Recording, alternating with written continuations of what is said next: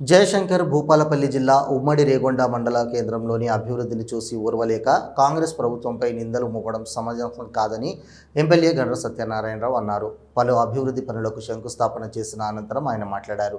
కాంగ్రెస్ ప్రభుత్వం వచ్చిన 18 నెలల కాలంలో ₹1,60,00,000 ఎంపీడీఓ బిల్డింగ్, ₹1,60,00,000 ఎంఆర్ఓ బిల్డింగ్లకు నిధులు తీసుకువచ్చామని అన్నారు. కాంగ్రెస్ ప్రభుత్వం ఏర్పడిన అనతి కాలంలో అభివృద్ధి పరుగులు పెడుతోందని తెలిపారు. ఈరోజు మనం గోర్కొత్తపల్లి గ్రామంలో పోయి బీరన్న గుడికి 50 లక్షల రూపాయలకు శంకుస్థాపన చేశాం. గోర్కొత్తపల్లి మండలం కావడానికి కారణం కూడా ప్రతిపక్ష నాయకుడిగా మీ పోలీస్ స్టేషన్ ముందు నడి రోడ్డు మీద ధర్నాలు చేశాం.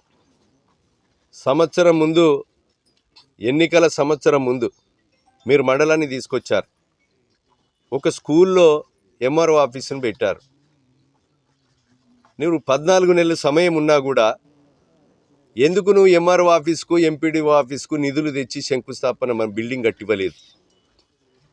నీ ముఖ్యమంత్రి కేసీఆర్తో అధికార పార్టీలో కాంగ్రెస్లో గెలిచి బీఆర్ఎస్లో పోయిన అభివృద్ధి కొరకని నువ్వు గోర్కొత్తపల్లి మండలం చేసి నువ్వు ప్రైమరీ హెల్త్ సెంటర్ ఎందుకు తేలేకపోయావు? ఒక పోలీస్ స్టేషన్ను ఎందుకు మంజూరు చేయించలేకపోయావు?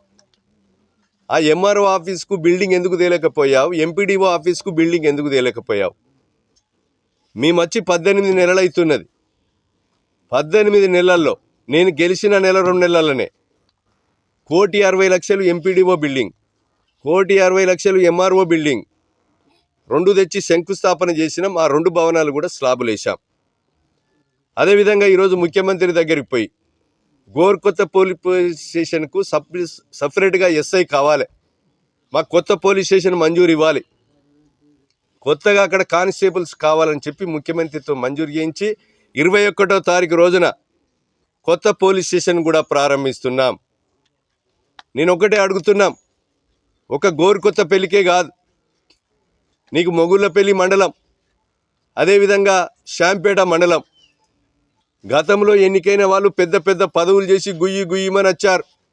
నువ్వు మాట్లాడిన వ్యక్తివి, చీఫ్ విప్గా ఉన్నావు. కనీసం అంబులెన్సులు తేలేని వ్యక్తులు 24 సంవత్సరాలలో నేను ఎమ్మెల్యేనే కదా ఇచ్చా శాంపేట మొగుళ్ళపల్లికి. కొత్తగా ఏర్పడ్డ మండలం నువ్వు ఎందుకు తేలేకపోయావు? ప్రైమరీ హెల్త్ సెంటర్ను, పోలీస్ స్టేషన్ను, ఎంఆర్ఓ బిల్డింగ్ను, ఎంపీడీఓ బిల్డింగ్ను, అక్కడ ఏఈ ఆఫీస్ కానీ ఎందుకు తేలేకపోయావని నేను అడుగుతున్నా.